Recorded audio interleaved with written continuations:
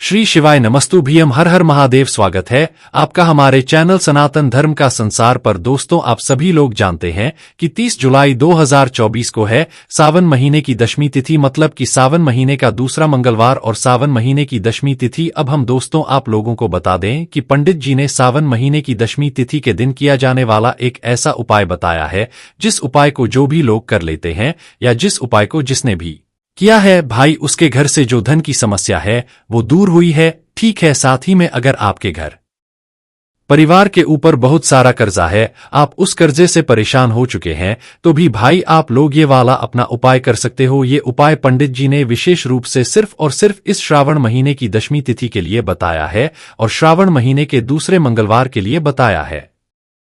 तो ये मौका आप लोगों को अपने हाथ से बिल्कुल भी नहीं जाने देना चाहिए, क्योंकि दोस्तों साल भर में, पूरे साल में आपको एक ही ऐसा मौका मिलता है जब सावन महीने की दशमी तिथि आती है, सावन महीने का दूसरा मंगलवार आता है। तो दोस्तों इस दिन आप लोगों को जो है शमी पत्र वाला उपाय जरूर करना चाहिए, जिस शमी पत्र वाले उपाय को करने से आपके जीवन में जो भी धन से जुड़ी समस्या होगी ना, वो दूर हो जाएगी। ना धन से जुड़ी हुई, या दोस्तों आप ये कह सकते हो कि भाई आपके घर के ऊपर अगर कर्जा है या आपके ऊपर किसी भी प्रकार का कर्जा बना हुआ है, भाई आप ये उपाय एक बार कर लेना श्रावण महीने की दशमी तिथि के दिन या दूसरे मंगलवार को, तो आपके सर के ऊपर से जो भी कर्जा है वो पूरा चूक जाएगा और आपके घर से धन की समस्या है वो दूर हो जाएगी। तो आइए दोस्तों जानते हैं कि आखिर आप लोगों को सावन महीने की दशमी तिथि के दिन या सावन महीने के दूसरे मंगलवार को कैसे करना है ये शमी पत्र वाला उपाय, जिससे कि आपका कर्जा जो है वो चुक जाए, साथ ही में जो घर में धन की समस्या है वो दूर हो जाए। तो सबसे पहले तो चीज दोस्तों ये बात आप लोग पहले ही समझ लीजिए कि ये जो उपाय है सिर्फ और सिर्फ श्रावण महीने की दशमी तिथि के दिन आपको करना है, कि श्रावण महीने के दूसरे जो मंगलवार है उस दिन करना है, जो कि इस बार 30 जुलाई 2024 के दिन पड़ रहा है।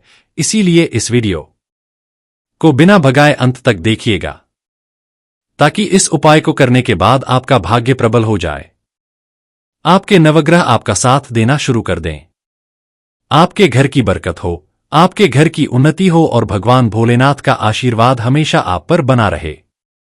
और अगर आप चाहते हैं कि महादेव जी की कृपा से आपके जीवन की समस्त प्रकार की परेशानी से आपको मुक्ति मिल जाए और महादेव जी का कृपा हमेशा आप पर बना रहे, तो दोस्तों पूरी सच्ची श्रद्धा और पूरे विश्वास के साथ इस वीडियो को लाइक कर दीजिए और कमेंट बॉक्स में लिख दीजिए ओम नमः शिवाय, हर हर महादेव। और इस वीडियो को आप जितने लोगों तक पहुंचा सकते हैं उतने लोगों तक पहुंचा दीजिए, ताकि लोगों का भला हो सके। और दोस्तों कमेंट बॉक्स में अपनी राशि भी डाल दीजिएगा। आपकी राशि के अनुसार कोई भी ऐसा उपाय होगा जो करके आप लाभ पा सकते हैं सावन के महीने में, वह आकर हम आपके कमेंट के रिप्लाई में बता देंगे। लेकिन आपसे निवेदन था, वीडियो लाइक करना मत भूलिएगा। और अगर आप लोग हमारे चैनल पर नए हैं तो हमारे चैनल सनातन धर्म का संसार को सब्सक्राइब कर लेना और इस वीडियो को लाइक करके कमेंट बॉक्स में श्री शिवाय नमस्तुभ्यम ओम नमः जरूर लिख दीजिएगा। तो आइए अब हम समझते हैं कि आपको उपाय में क्या करना है। तो देखो, यहां पर हमने आपको पहले ही बता दिया कि ये जो उपाय है ये शमी पत्र वाला उपाय है। तो यहां पर सबसे जरूरी जो चीज इस उपाय में आप लोगों को लगेगी वो शमी पत्र ही लगेगी।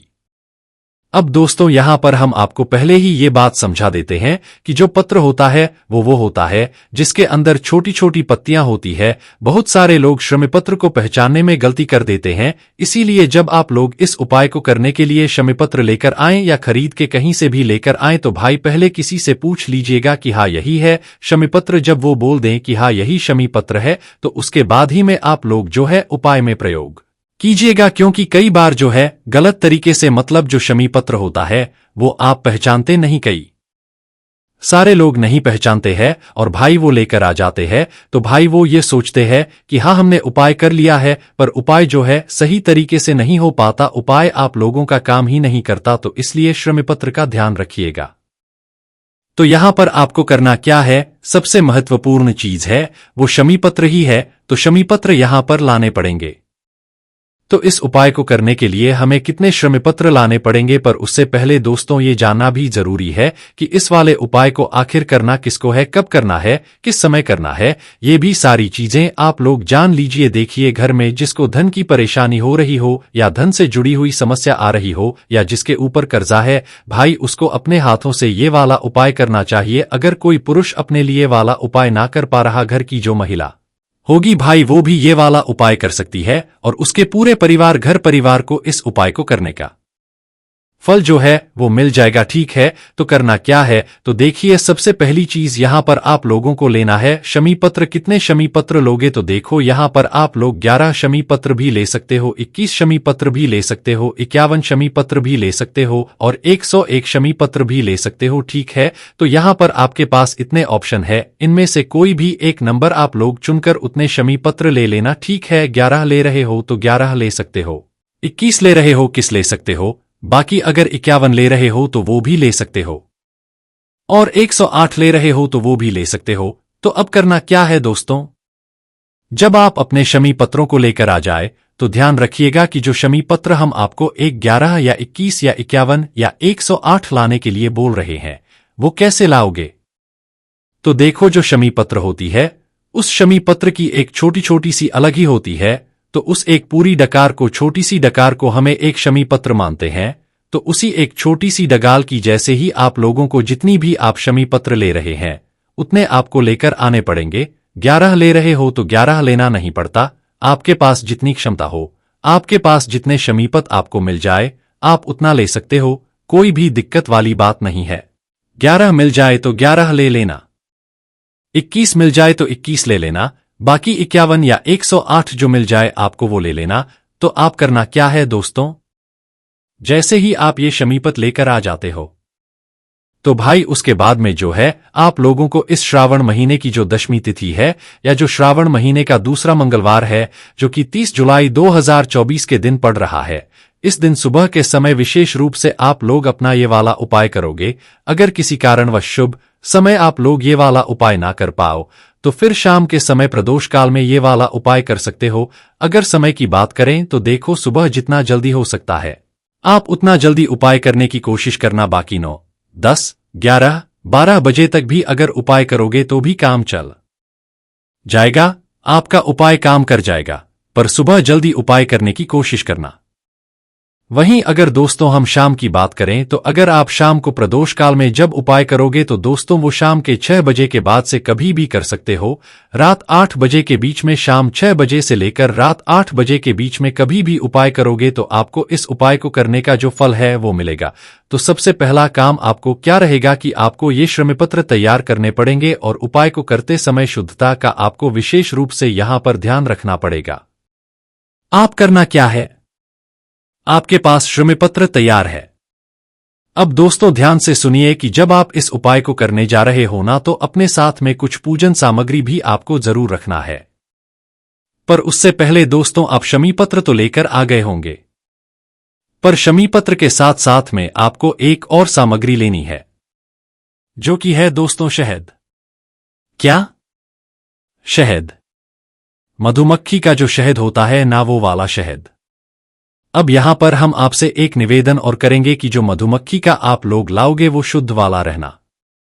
देखो उसमें मिलावटी कोई चीज ना मिली हुई हो, इस बात का विशेष रूप से आप लोग यहां पर ध्यान रखना, क्योंकि आजकल जो है वो शहद मिलावटी ज्यादा आ रहा है और भगवान शिव जी पर या भगवान शिव जी के उपाय में जो भी चीज प्रयोग करते हैं वो हमेशा शुद्ध प्रयोग करते हैं। ठीक है, मिलावटी चीज अगर आप प्रयोग करोगे तो भाई वो काम नहीं करेगी है ना। तो करना क्या है दोस्तों, आपकी शमीपत्र सबसे पहले तो भाई 11 शमीपत्र, 21 या 51, 108 जो भी आप ले रहे भाई वो शमीपत्र आपने इकट्ठे कर लिए। उसके बाद में जो है आप लोगों को अपने साथ में शहद रखना है। शहद की एक डिब्बी भी आती है जो कि आपको पूजन वाली आराम से मिल जाएगी, वो शहद ले लो। कि अगर आपके घर में पहले से रखा हुआ है तो भाई उसे एक कटोरी में जो है तैयार करके अपने साथ में रख लो। तो ये हो गई आपकी उपाय की सामग्री, जिस उपाय को करने के बाद आपका जो धन की जो समस्या है या पैसों की जो समस्या है, कर्जे की जो समस्या है वो दूर होगी। पर दोस्तों जब आप उपाय करो ना तो उपाय के साथ में आपको अपने घर से पूजन सामग्री भी जरूर लेकर जानी है। जैसे कि अगर हम सुबह के समय की बात करें तो भाई वैसे भी सावन के महीने का दूसरा मंगलवार रहेगा, सावन महीने की 10वीं तिथि रहेगी। तो भाई अपने साथ में 1 लोटा या 2 लोटा जल तो आप लोग जरूर लेकर जाना। कम से कम इतना तो लेकर जाना ही जाना है, ठीक है। बाकी इसके अलावा जो भी आपकी पूजन सामग्री है, फूल, अबीर, गुलाल, बेलपत्र, शमीपत्र जो है वो सारी चीजें आप लोग लेकर जा सकते हो। अलग से उपाय की सामग्री हमने आपको अलग रखवा दी है, और ये जो पूजा की सामग्री है ये आप लोग अपने हिसाब से अलग से लेकर जा सकते हो, इसमें कोई भी दिक्कत वाली बात नहीं है। वहीं अगर दोस्तों हम शाम के समय की बात करें कि अगर आप इस उपाय को शाम के समय कर रहे हो तो आप इस उपाय को शाम के समय कर रहे हो तो आप लोगों को अपने साथ में गोल बाती का शुद्ध देसी गाय का घी का दीपक लेकर जाना है। अब दीपक भी आप लोग मिट्टी का लोगे कि आटे का लोगे? तो देखो यहां जो दीपक मिल जाए मिट्टी का हो तो वो भी जल जाएगा, और आटे का हो, आटे का बनाना चाहते हो तो वो दीपक भी जल जाएगा, कोई भी दिक्कत वाली बात नहीं है। तो आपको ये एक दीपक तैयार करना है जिसके अंदर गोलबत्ती रखोगे, शुद्ध देसी गाय का घी उसके अंदर डालोगे, ठीक है। इस दीपक को इस तरीके से तैयार करने के बाद दोस्तों अब आप लोगों को क्या करना है कि भाई सबसे पहले शाम के समय जो है ये आप लोगों को मात्र 1 घी का दीपक लेकर जाना है। इसके अलावा जो भी पूजन सामग्री है वो आप लेकर जा सकते हो। शाम के समय आप लोगों को जल चढ़ाने की जरूरत नहीं है, जल आप शिवलिंग पर छिड़क भी सकते हो थोड़ा सा ले जाकर, ठीक है। तो इस बात का ध्यान रखना, समझ गए? सुबह के समय कर रहे हो तो भी कुछ ना कुछ पूजन सामग्री, और शाम के समय कर रहे हो तो भी कुछ ना कुछ पूजन सामग्री अपने साथ में जरूर लेकर जाना, ठीक है। तो दोस्तों ये वाला जो उपाय है ना ये आपके ही घर के पास में जो शिव मंदिर है वहां पर होगा, इस बात का भी आप लोग ध्यान रखना। तो अपने घर के पास में जो भी शिव मंदिर है वहां पर पहुंच जाना। शिव मंदिर पहुंचने के बाद सबसे पहले भगवान शिवजी के मंदिर के दर्शन करना, दर्शन करने के बाद अंदर प्रवेश कर जाना, फिर उसके बाद में भगवान के दर्शन करके आप लोग आ जाना सीधा शिवलिंग के पास में है ना। देखो सुबह के समय अगर उपाय कर रहे हो ना तो सबसे पहले जाकर आप लोगों को उपाय नहीं करना है, पहले आपको अपनी पूजा जैसे कि 1 लोटा या 2 लोटा जल लेकर गए हुए हो उससे पहले भगवान की आरती करो, भगवान को प्रसन्न करो, भगवान से निवेदन करो, ठीक है। ये काम आप लोगों का हो गया। उसके बाद में दोस्तों जो अगली सामग्री रहेगी, मतलब अगला जो काम आपका रहेगा वो रहेगा कि अगर आप लोग फूल, बेलपत्र, चंदन वगैरह लगाना चाहते हो तो जल चढ़ाने के बाद वो अपनी पूजन सामग्री में सारी पूजन भगवान शिव जी की आप लोग कर लो भाई। उसके बाद में जो आप लोगों को अगला काम करना है वो आपको उपाय ही करना है।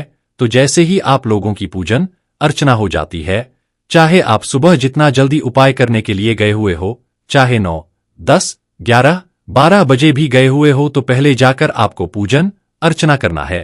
पूजन अर्चना करने के बाद दोस्तों अब आपको अपनी जो उपाय की सामग्री है वो निकाल कर रख लेना है, अपने सामने निकाल कर रख लेना और बैठ जाना है वहीं पर।